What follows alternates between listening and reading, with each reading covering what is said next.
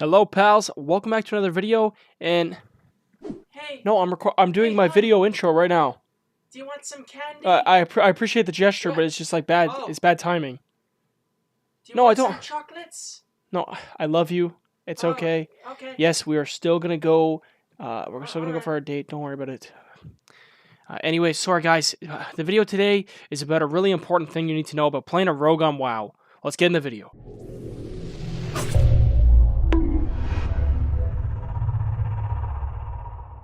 Alright, pals, so let's jump back into another video.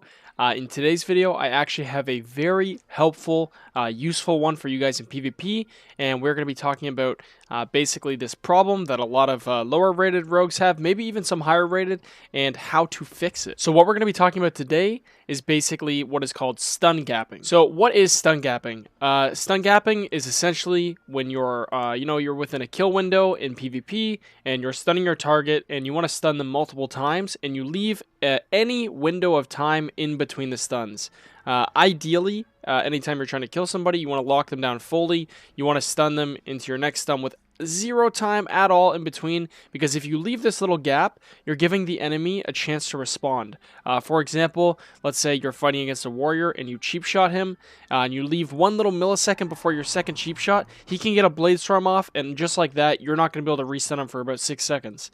He could also drop a war banner, reduce the time of your next stun. He could pop parry, he could pop ignore pain, any type of those defensives, and this is actually a really, really big deal at higher ratings. Now, I'm sure some of you are wondering, well, what's the kicker? It's very obvious that I shouldn't leave gaps between my stun. What is kind of the point in this video? And the point in this video is that even though people are aware that you shouldn't leave gaps in your stun, people still do it. It's not necessarily because you're bad, it's probably because in Shadowlands, there are a lot of things in the game that actually reduce stun duration, and this can completely throw off your rotation. You know, what might work for one player will not work on another in terms of leaving no gap in between your stun. So one example of what I mean by this is orcs have a racial passive where basically they have a permanent 20% stun reduction. That is just a permanent effect of being an orc. So this is something you need to keep in mind every single time you're ever playing against an orc. The same effect can come from the Relentless Trinket, which any single player can run in the game.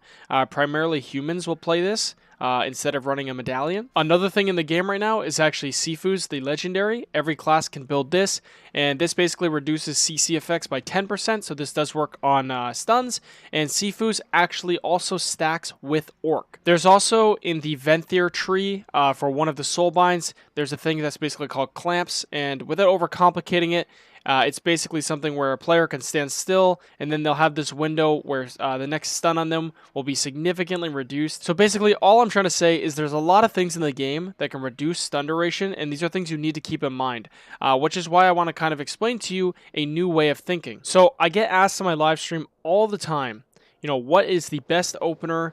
What is the best rotation? How do I do the most DPS in my opener? And in reality, there is no perfect opening rotation, because of all the factors I just talked about. Instead, we can kind of look at a rogue opener in terms of priority. So your job as a subtlety rogue, your number one priority is to ensure that during a go or a kill window, kill attempt, whatever you want to call it, that you have the kill target completely locked down in stuns.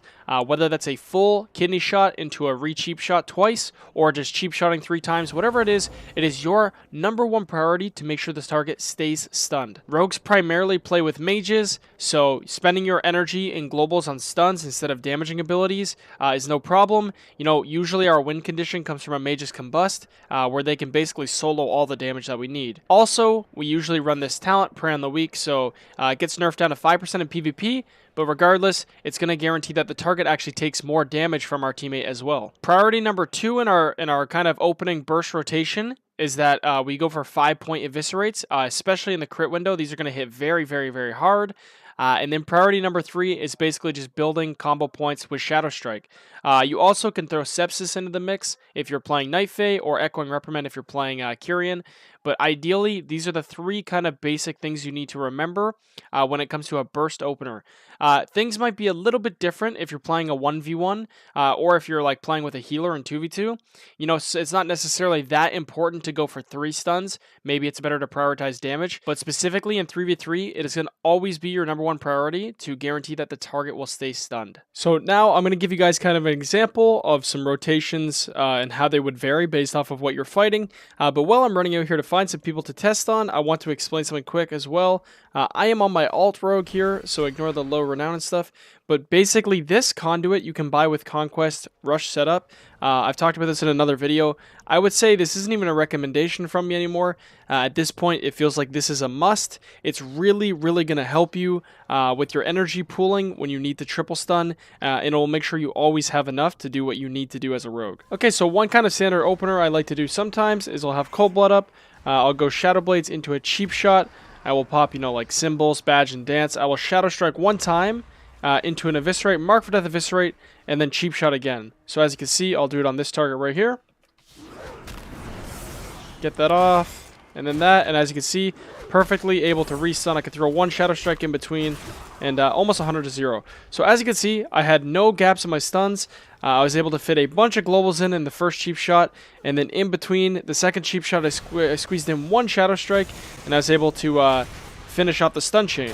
But now I'm going to show you how this will vary on an orc. So now I'm going to duel an orc. I'm going to do the exact same rotation, but I want you to pay attention to the stuns and the spacing between. So this time I won't have Shadow Blades, but I'll do an Eviscerate as if I was going to anyways.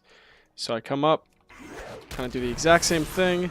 Eviscerate, Mark for Death, Eviscerate, and now there's a gap, and then I go to squeeze one more Shadow Strike in it, and I actually can't even fit the cheap shot. So really, really important to know, if you're up against an orc, what you need to do is actually what's called holding your global. Basically, even though you're wasting about, you know, like 1.5 seconds, it's better to waste that portion of time than it is to leave a gap in the stun. Leaving a gap far outweighs the punishment of missing out on a bit of damage. So one easy fix for this specific case is actually just taking out the Mark for Death Eviscerate, and then also after the second cheap shot, literally just waiting until the third cheap shot. So it would look more something like this. Get that off, get one, wait a second, restun, and then you just wait and restun again. Even though you do far less damage, this is what's going to give you results in 3v3, and this is what's going to give you results when you're playing with a mage specifically. Now, optionally, there's also another thing you can do to really kind of work around this orc racial and things like Sifus. So one thing that I like to do is, instead of using Kidney Shot for CC on one of the off targets to set up for like a polymorph or ring, I actually prioritize using Kidney Shot on the kill target. So this is something that you'll see usually whenever you're fighting things like orcs, and it's going to guarantee you have a long enough stun time. You know, some classes are squishier, so like example, like the monk I was dueling, if I was fighting a monk, you could still probably get away with the cheap shot stun duration, but when you're fighting something very tanky like a warrior, it becomes far more important to actually use a Kidney Shot. And this could completely change your rotation in so many ways. So, you know, once again, we're just following that stun priority rotation that I talked about earlier. It's not so much a specific spell order, but it's following that priority. So for this, I could open up. I could basically use my blades, have Cold Blood up. I could do a Mark for Death Kidney into a Dance. I could get a Sepsis up, get 5 combo points, Eviscerate, Shadow Strike to 5, Eviscerate, etc. And then follow up the Kidney with cheap shots. So it would look something like this. Full combo points, Eviscerate, and then right here, running out of time, go for the recheap. I left a minimal gap, but we really want to get the triple stun.